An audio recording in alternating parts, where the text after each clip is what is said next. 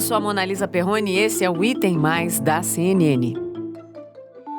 A vacina contra a Covid-19, desenvolvida pela AstraZeneca junto com a Universidade de Oxford, produziu uma resposta imune forte em pessoas acima de 70 anos. A expectativa agora é para a divulgação da análise final da última fase de testes, que deve ser divulgada até o Natal. Coronavac, que é a vacina chinesa contra a Covid-19, segundo um estudo publicado ontem na revista científica The Lancet, o imunizante é seguro, tem capacidade de produzir resposta imune no organismo. Aqui no Brasil, o Instituto Butantan é o responsável pela produção das doses. A Pfizer anunciou agora há pouco que a vacina que desenvolve em parceria com a BioNTech teve mais de 90% de eficácia na prevenção da doença. No Brasil, chegaram as primeiras 120 mil doses prontas da vacina Coronavac produzida pela farmacêutica chinesa Sinovac em parceria com o Instituto Butantan de São Paulo. Estamos cada vez mais perto de uma vacina contra a Covid-19. Já são 12 vacinas em fase 3 ao redor do mundo. E vale lembrar que a fase 3, o último estágio dos estudos para possíveis imunizantes. O vírus da Covid-19 foi detectado em humanos em dezembro do ano passado. Depois disso, em 11 de janeiro desse ano, a sequência genética do vírus da Covid-19 foi publicada. No dia seguinte, já se iniciou uma maratona internacional em busca de uma vacina. Em 12 de janeiro, a Johnson & Johnson anunciou que havia começado o desenvolvimento de um imunizante. E no dia 13, foi a vez da Moderna. E daí em diante, laboratórios e cientistas de todos os cantos do planeta se voltaram para um objetivo em comum. Quando se começou a falar sobre o desenvolvimento de uma vacina, a grande questão era em quanto tempo ela poderia ser desenvolvida. Foi quando olhamos para trás e relembramos o tempo de desenvolvimento de algumas. Exemplos: a vacina contra o sarampo levou 10 anos para ser feita, da hepatite, 16. Ouvimos repetidamente dos especialistas que o tempo médio para o desenvolvimento de uma vacina é de 10 anos. Os mais otimistas diziam ali entre 7 e 8 anos. Mas no caso da Covid-19 é possível que a vacina saia em meses. A Anvisa aprovou medidas para agilizar o registro das vacinas contra a Covid-19. A ideia é acelerar todo aquele processo, Isso acontece aí porque as empresas vão poder apresentar os dados obtidos nos estudos da vacina por etapas, em pacotes, que a gente pode dizer assim. Antes, isso só podia ser feito de uma única vez ao fim de todo o processo de testes ali. Especialistas e autoridades acreditam que no primeiro semestre do ano que vem, a gente já tenha esse imunizante pronto. E aí surge a questão: como confiar em algo feito em tão pouco tempo? Se o tempo médio é de 10 anos, dá para fazer em menos de 2? Dúvidas válidas, hesitação que é de muita gente, então vamos lá conversar com quem entende das coisas. Hoje eu recebo aqui no Item Mais a epidemiologista Denise Garrett, brasileira, que é vice-presidente dos programas de epidemiologia aplicada do Instituto de Vacinas Sabin, em Washington. Denise, muito bem-vinda ao Item Mais, prazer falar com você. Prazer estar aqui, muito obrigada. Denise, a gente já conversou aqui com especialistas sobre as diferentes vacinas em desenvolvimento e existe, Denise, um relato em comum. Todos são questionados sobre quando a vacina vai sair. Agora parece, que a gente tem esse horizonte aí mais claro, mais delineado. Então, eu quero saber das suas expectativas para a gente começar esse papo, Denise. Monalisa, as expectativas são as melhores possíveis, Nos primeiros resultados de eficácia que nós estamos tendo, que foram da Moderna e da Pfizer, a gente está vendo eficácia muito maior ainda do que a gente esperava. Eu, particularmente, estava esperando, e outros especialistas, eficácias ali na faixa de 70%, 80%.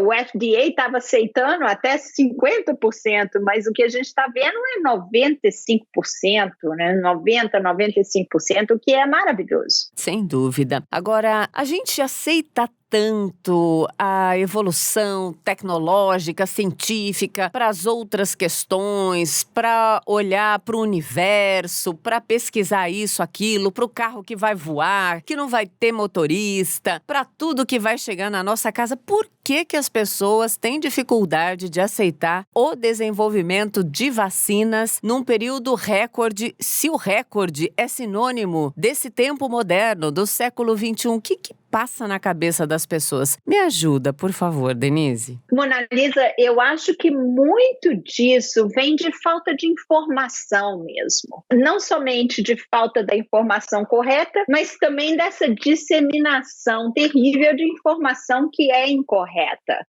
Vacina é algo que todo mundo conhece, né? As pessoas são vacinadas desde criança, mas muito pouca gente conhece o processo. Isso, até essa pandemia, ninguém se interessava por um ensaio clínico de vacina. Isso ficava por conta dos especialistas. E o que as pessoas também não entendem é que a tecnologia evoluiu tremendamente, né? Então, o que realmente se levava de 4 a 10 anos... Eu acabei de trabalhar com uma vacina agora que foi recentemente aprovada e que durou mais de 10 anos, mas porque não existia a pressa que se existe no meio de uma pandemia e de um vírus letal que nós estamos perdendo milhares e milhares de vidas. Então, o processo, ele realmente foi acelerado, mas tudo dentro do que era possível para se ainda ter algo, uma vacina que seja eficaz e segura. Tem vários fatores que contribuíram para acelerar o processo dessa maneira, vários. Além da necessidade, né, claro, o investimento global e também o número de pessoas envolvidas. As melhores cabeças da ciência estão dedicadas a isso de uma maneira única na história moderna da humanidade, né, Denise? Exatamente. Eu nunca vi, sem precedentes, a maneira com que todos os cientistas, eles mudaram e focaram para responder essa necessidade específica da pandemia agora, né? Tem muita gente interessada, tem muita gente trabalhando nisso, tem um investimento também sem precedentes. Uma das razões que o ensaio clínico de vacina demora tanto é que a vacina, o desenvolvimento da vacina é um investimento de altíssimo risco e muito caro. Então, é de risco porque quando você começa a pensar em desenvolver uma vacina, só 7 a 10% daquele trabalho, daquelas vacinas, elas vão cruzar a linha de chegada. Então, é um investimento de risco que é feito pelas empresas com muito cuidado. Elas vão bem devagar, esperando ali você ter coisas concretas, dados concretos para poder começar a investir, passar para outra fase. E é o que não aconteceu com essa vacina, porque teve um investimento, como eu disse, sem precedentes, que veio da parte de governos, que veio da parte de ONGs, né, de associações não governamentais, que tirou da companhia, da empresa farmacêutica, o ônus daquele risco de investimento. Eles puderam entrar, como eu diria, entrar de cabeça ali no projeto, porque eles sabiam que eles não estariam perdendo dinheiro, né? E, Mona Lisa, quando a gente olha para isso, o fato que a Pfizer, por exemplo, eles podem falar hoje que eles vão, assim que receber a autorização de emergência do FDA, que eles podem começar a vacinar em termos de horas. Eles falaram isso pelo fato que pessoas, e eu vou dar o exemplo da Fundação Gates, se não fosse pela Fundação Gates, se não fosse por dinheiro de governo, eles não poderiam falar isso, porque a produção dessas vacinas, ela já começou lá na fase 1, onde a gente tinha só o conceito da vacina e a gente não tinha nem dado nenhum, mas eles resolveram arriscar e começaram a produção com esse risco. Então, é realmente maravilhoso de ver como que as coisas funcionaram dessa maneira e que foi possível acelerar em muito esse processo. Sem falar das plataformas, né? Da tecnologia das plataformas. E, na verdade, as pessoas falam, plataforma nova, é nova, mas são plataformas que já vêm sendo estudadas desde que a gente teve o surto de SARS, que a gente teve o surto de MERS. Então, quando você olha até em 2016, 2017, por exemplo, anos atrás, essa plataforma já estava sendo pesquisada para várias doenças também, essa plataforma específica do RNA. Então, tem vários fatores. Então, a gente está deixando muito claro aqui nos argumentos que nenhuma fase foi pulada, todos os protocolos foram seguidos e essa pressão política não influencia na confiabilidade das vacinas que serão usadas ao redor do mundo. Exatamente. Eu acho que houve uma fase, né, que aqui nos Estados Unidos e aí no Brasil também, mas que aqui houve uma pressão que se tivesse uma vacina antes da eleição, e houve uma pressão no FDA, houve uma pressão no CDC, e eu fico muito feliz de ver que os cientistas todos se uniram também contra isso, pressionaram as companhias farmacêuticas também por transparência, para não pedir autorização para uso antes do tempo, que seria finalizar a fase 3, e as companhias farmacêuticas, elas responderam, elas mostraram os protocolos, que é outra coisa totalmente que nunca existiu antes. Então, nesse sentido, também os cientistas, eles se posicionaram firmemente contra isso, e hoje eu posso dizer com tranquilidade que qualquer vacina que eu ver aprovada pelo FDA, vou ter toda a segurança, toda a tranquilidade de tomar, de vacinar o meu filho, de vacinar os meus familiares sem nenhuma hesitação. Em outras circunstâncias, eu poderia não estar te dizendo isso, mas da maneira que as coisas estão correndo, sim, a gente tem essa confiança que a vacina que for aprovada por uma agência regulatória de reputação, ela realmente vai ser uma vacina segura e eficaz. O que você acha da Anvisa, do comando da Anvisa, quando você falou agência regulatória com reputação? Porque aqui no Brasil nós precisamos do aval da Anvisa, né? Se a vacina estiver pronta e eles não liberarem, ninguém vai ser vacinado, né? Eu acho o essencial nessa hora aí no Brasil é talvez ser feito o que foi feito aqui no FDA. Quando nós cientistas, a comunidade científica, quando nós vimos a pressão que o FDA estava recebendo, e que é uma coisa, o FDA tem que ser uma agência isenta, como a Anvisa tem que ser uma agência isenta. Contanto que a Anvisa seja uma agência que esteja livre da pressão política, então sim, tem um corpo técnico excelente que trabalha com isso, que sabe como fazer isso e que é confiável. Agora, temos que garantir essa liberdade da Anvisa de estar trabalhando sem nenhum tipo de pressão nesse sentido.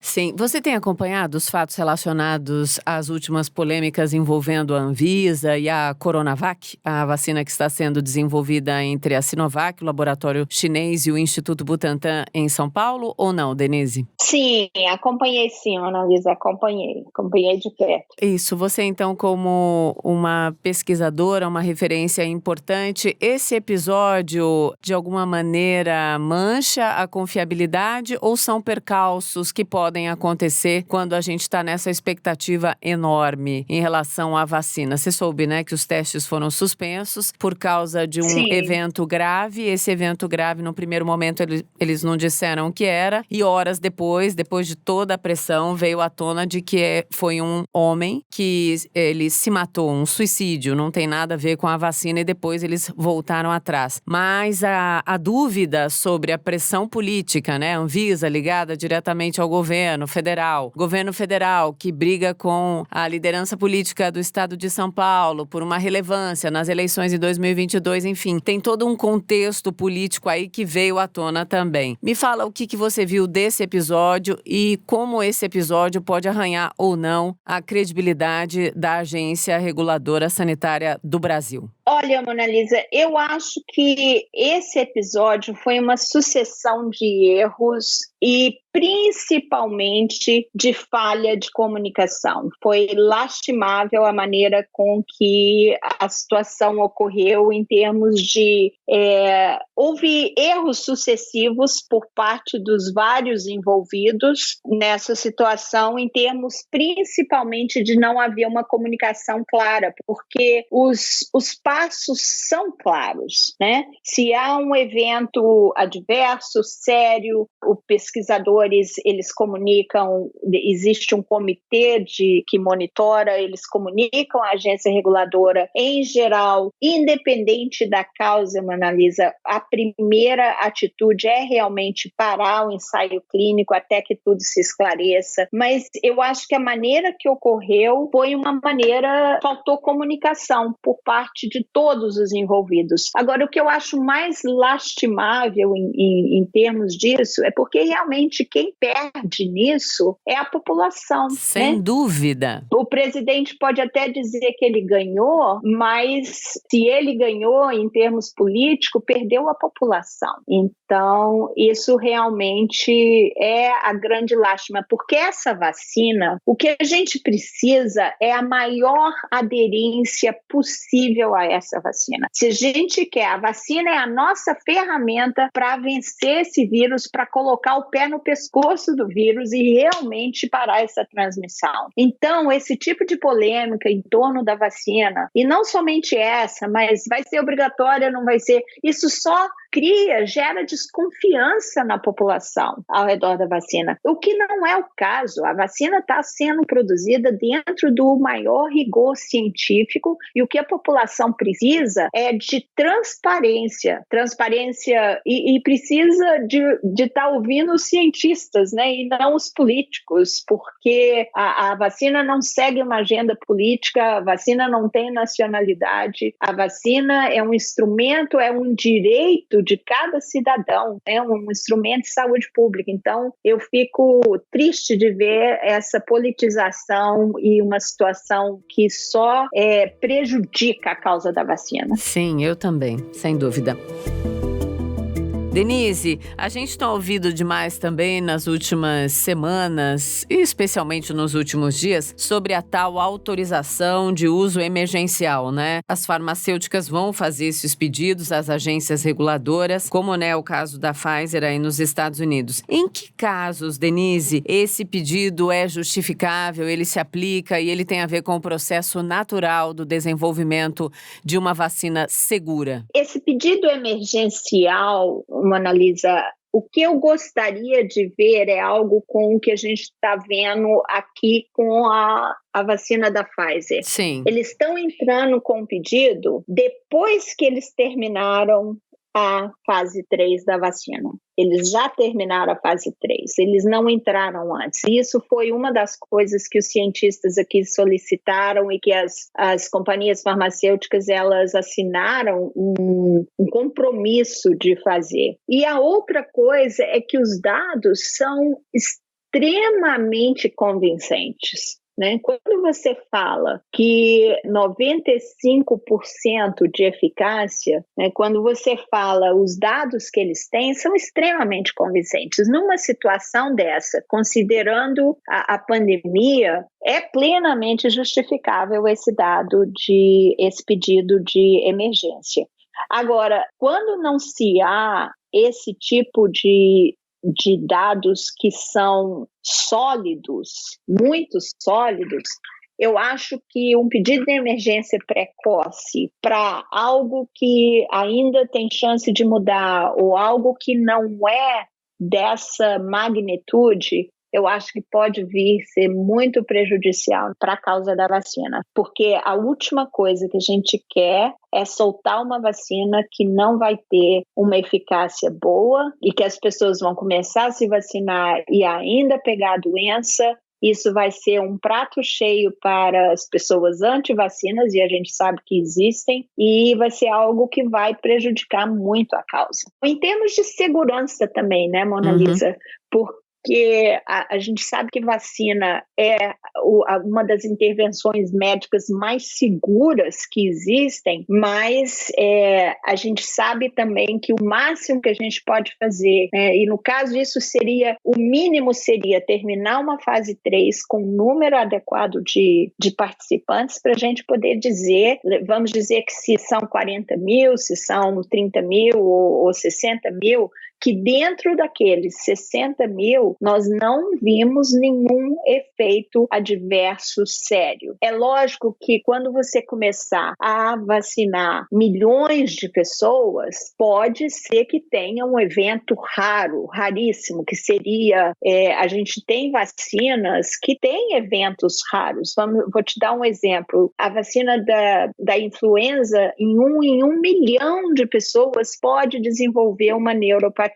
Mas quando a gente pesa o tanto de pessoas que morrem por ano com a influenza, né, é um custo-benefício aí de 1 em 1 milhão, que é um evento muito raro. Então, pode acontecer de um evento raríssimo, que a gente vai ver fora desses ensaios clínicos, sim, pode acontecer. Só que, quando essa vacina é liberada, não acaba aí. Aí começa o que a gente chama de fase 4, que é exatamente isso. Você está monitorando, né? Quando a vacina começa a se usar um uso amplo, você está monitorando essas pessoas ainda e monitorando a população para ainda estar assegurando que não há nada com um número maior de pessoas para poder estar detectando qualquer evento raro que não foi detectado durante a fase 3. Sim. Usa a tecla SAP e me explica o que é neuropatia. Explica para todo mundo, Denise, por favor, para ninguém achar, nossa, é muito grave.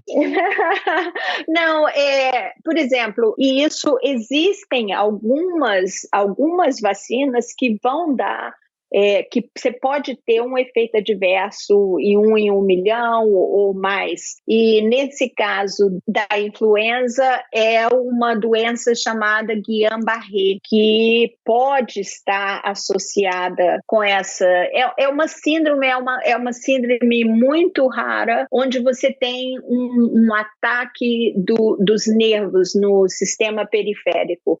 Causa fraqueza e formigamento de extremidades, geralmente são os primeiros sintomas. Mas, como eu disse, isso é uma coisa raríssima, né? Qualquer medicamento, qualquer intervenção médica, você tem a possibilidade de acontecer alguma coisa. E, nesse sentido, a vacina, ela é a intervenção médica mais segura justamente por causa também de todo o rigor que existe nesses ensaios clínicos. O ponto aqui é que, em termos de segurança, o monitoramento ele vai continuar. Pode ser que aconteça alguma coisa que não foi detectado durante esses ensaios clínicos, pode, mas a maneira que tinha que ser feita foi feita. Não houve nenhum atalho, não pularam nenhum passo na produção dessa vacina. E, aliás, essa vacina está sendo testada num número até bem maior de pessoas do que regularmente a gente testa